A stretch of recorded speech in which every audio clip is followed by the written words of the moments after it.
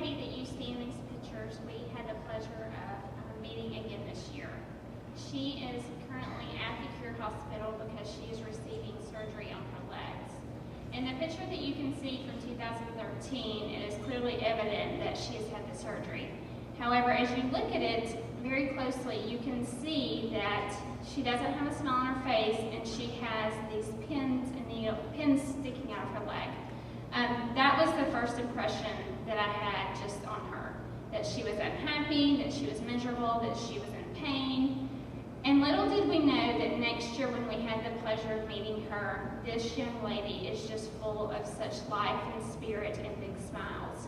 We did have a few opportunities last year where she was happy and interactive, but this year this young lady just came to life. When we arrived to the Cure Hospital, we went back to the area where we can visit the patients, and she was not there when we first arrived. However, when she saw us, she was in a wheelchair, and it was like she was running to get to us. This young lady had remembered us, and the smile on her face as she was running in her wheelchair to get to us is something we will never forget.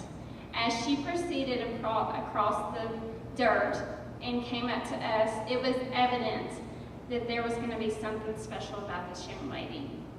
And so the day that we were there, we did crafts with everyone that was there as patients, and she specifically asked for her own pillowcase because we were doing a pillowcase art with them. We would give them a pillowcase and we would help them draw it out and write something like Jesus loves you, or you are a sunshine, something of that nature. Well, she specifically requested that she have her own pillowcase and draw whatever she wanted. So of course we honored that.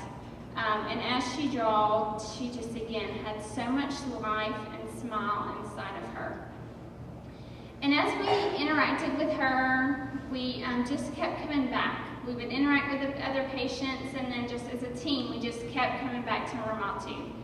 And before we left that day, we were gathered around her, and she made it apparent to us that she was unsaved.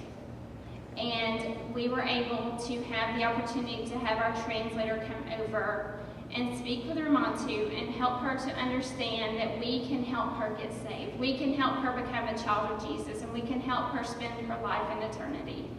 And with the help of our team leader, Haley, and several other women gathered around her, and then our translator, Idiom, we were able to see this young lady who, from the moment we saw her, be filled with just love and joy, become a child of God. And so I just think back to the moment when she was running to us. She was running to God. She was running to us, and I don't know that she knew that day she was going to be saved, but I'm telling you, if you could have seen the smile on her face, it's like she knew what she was coming to. She knew that she was going to be a child of God that day before she left. And as she was getting saved, and as she was getting, it was all being translated, our team leader was sitting right in front of this young lady, and she looked up at Haley and wiped the tears from her face, and it was the most priceless experience. Because it just reminds me that these people in Niger have so much hurt. But she again was concerned with Haley and her sadness, and she did not want her to be sad over her. She wanted to wipe the tears away from Haley's face, and she wanted it to be a moment of pure joy. And that's what it was for us, because it was a moment for us to be able to see these young people in Niger. I think if they were given the opportunity to have the right people around them, they would just explode and they would become children of God.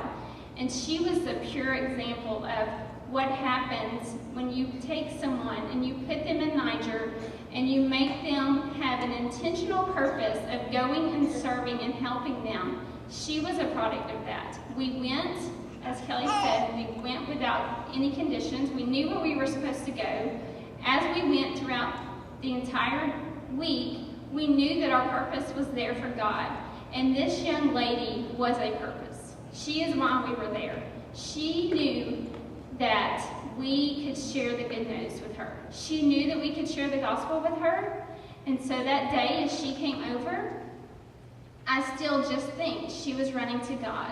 And so as we watched this occur with tears running down our face, because again, it just reminded us what our purpose was there in Niger. Had we not went because we were scared of Ebola, or had we not went because our family member told us not to go, this young lady may not have been saved. And if that's not a good enough reason to go on a mission trip, I don't know what is. Because she is the reason why we're told to go.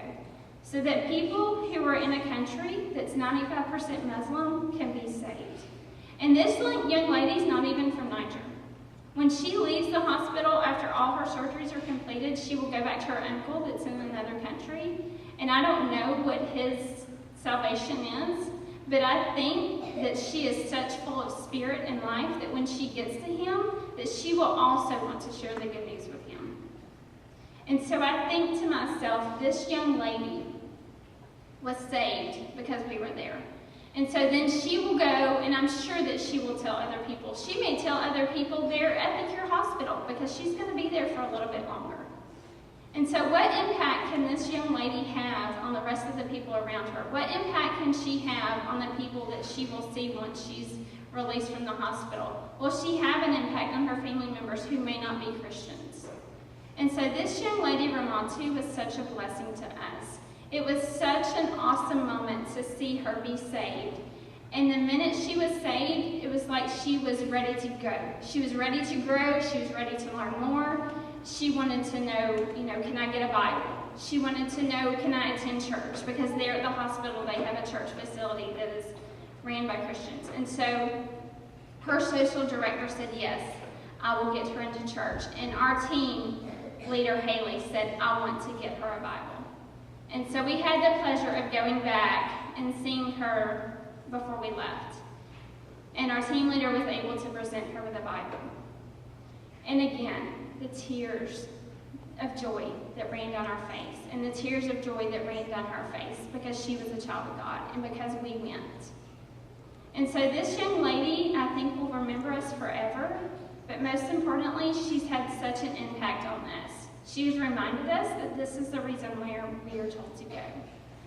And so had we not met her, I don't know if we would have seen any other children saved, if we would have seen any other children that had accepted Christ, but her story was so amazing. And to see her 2 years in a row, there was a purpose for that.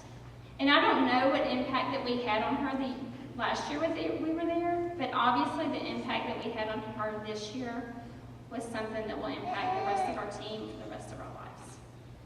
And now Kelly will speak on our patient trip.